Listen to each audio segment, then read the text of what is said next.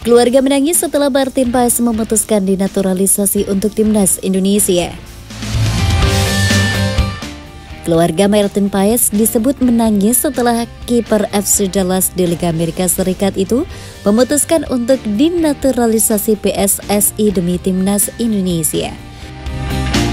Martin Paes telah tiba di Indonesia pada Minggu, 7 Januari 2024 untuk mengurus perpindahan kewarganegaraannya dari Belanda menjadi warga negara Indonesia. Martin Paes juga sudah bertemu sekaligus makan malam dengan Ketua PSSI Erick Thohir pada Senin 8 Januari 2024 untuk membahas naturalisasinya buat timnas Indonesia. Jauh-jauh dia datang dari Dallas, Amerika Serikat. Dia adalah kiper utama FC Dallas, ujar Erick Thohir terkait kedatangan Martin Paes. Martin Paes lahir di Nijmegen, Belanda pada 14 Mei 1998. Garis keturunannya dikabarkan berasal dari neneknya yang lahir di Indonesia pada masa Hindia Belanda.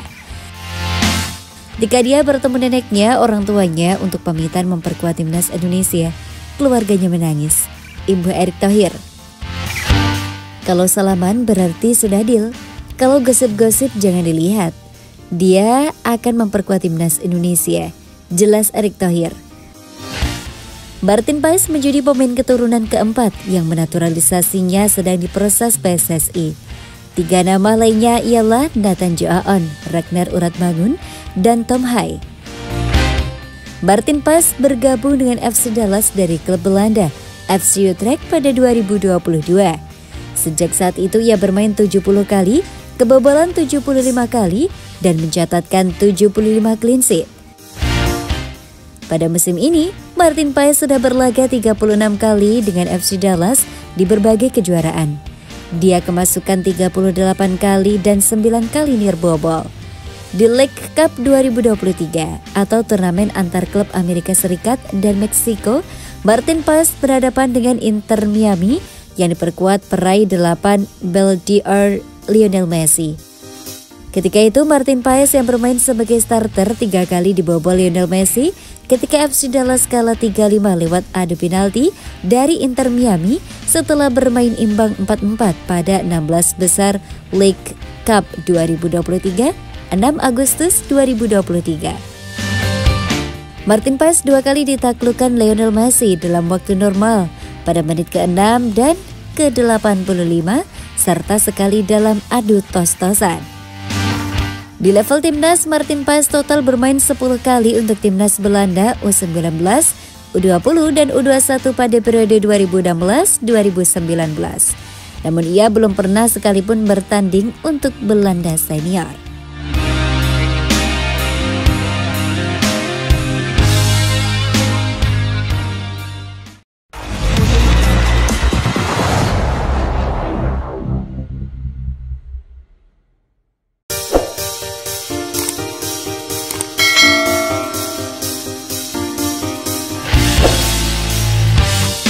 Dua kali kalah dari Libya, timnas Indonesia harus benahi kekurangan dan tampil konsisten di Piala Asia 2023.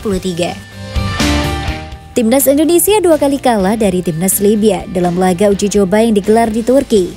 Dapati hasil ini, bek kanan timnas Indonesia Yaakob Sayuri menilai timnya perlu segera membenahi kekurangan yang ada.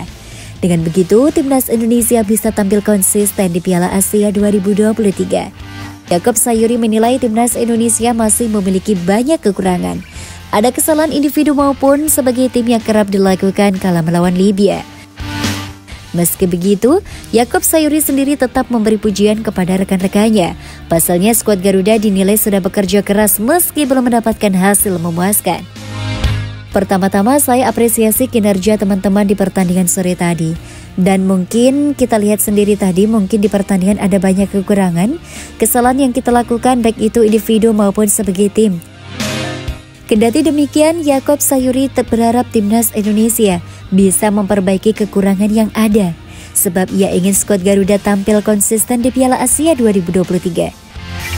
Dan semoga di beberapa hari ke depan menjelang Piala Asia, kami bisa giat lagi untuk mengubah semua itu dan lebih tampil konsisten lagi di Piala Asia, jelas Yaakob Sayuri. Ya, Timnas Indonesia kembali menelan kekalahan 1-2 dari Libya dalam laga uji coba Jilid 2. Pertandingan tersebut berlangsung di Mardan Sport Complex, Antalya, Turki, Jumat 5 Januari 2024. Yakob Sayuri sebenarnya sempat membawa timnas Indonesia memimpin pada menit ke-6. Pemain berusia 22 tahun itu sukses mencetak gol melalui tendangan keras setelah memaksimalkan umpan Everjoner. Namun keunggulan timnas Indonesia tak bertahan lama karena Libya mampu membalikkan keadaan. Osama Mokhtar Al-Seremi menit ke-9 dan Ahmed Ekrawa menit 20 sukses menjebol gawang Hernando Ari. Meski kalah 1-2, timnas Indonesia berhasil tampil lebih baik menghadapi Libya. Sebelumnya Elkan Baga dan kawan-kawan sempat takluk 0-4 dari Libya dalam laga uji coba pertama di Mardan Sport Complex Selasa 2 Januari 2024. Usai tanpa kemenangan diduga laga dari Libya, timnas Indonesia akan kembali menggelar laga uji coba. Tim besutan Sintayong akan melawan Iran pada Selasa 9 Januari 2024. Kemudian timnas Indonesia akan memulai perjalanannya di Piala Asia 2023 yang berlangsung di Qatar pada 12 Januari hingga 10 Februari 2024. Timnas Indonesia akan menghadapi Irak di laga pertama Grup D yang berlangsung di Ahmed bin Ali Stadium Senin 15 Januari 2024. Berselang 4 hari kemudian, timnas Indonesia akan menghadapi Vietnam di Abdullah bin Khalifa Stadium. Sedangkan di pertandingan terakhir Grup D, timnas Indonesia akan menantang Jepang di Altumama Stadium Rabu 24 Januari 2024.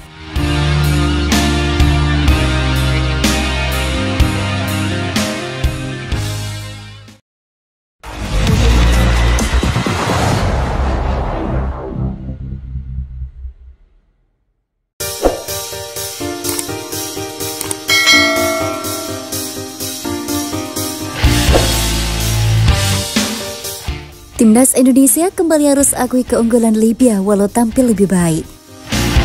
Timnas Indonesia kembali gagal meraih kemenangan saat menghadapi Libya pada laga uji coba kedua di Stadion Titanic Mardan Antalya, Turki, Jumat 5 Januari 2024 malam waktu Indonesia Barat.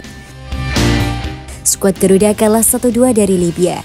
Meski kalah, penampilan timnas Indonesia jauh lebih baik dibandingkan saat takluk 0-4 pada pertemuan pertama.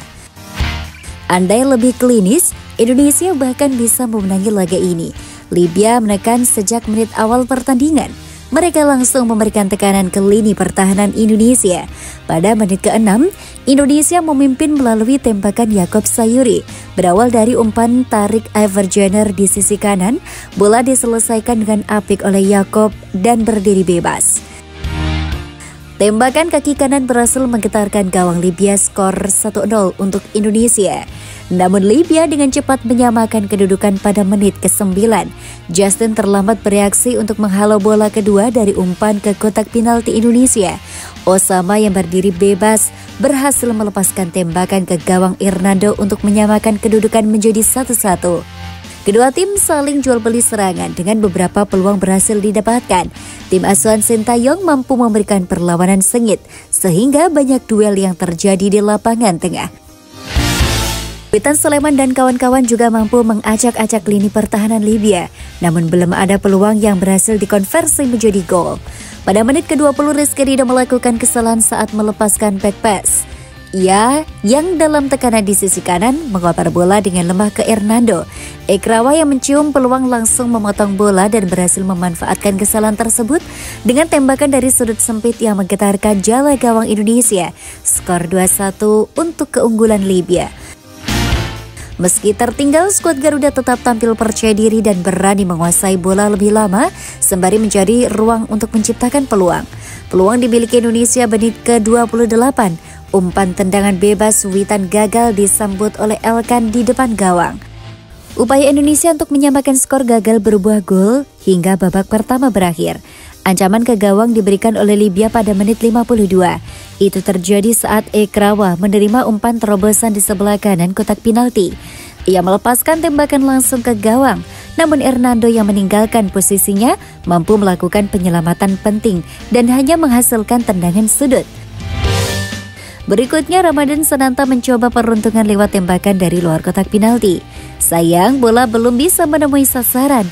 Indonesia harus mengakui keunggulan Libya setelah tak ada gol hingga 5 menit injury time berakhir.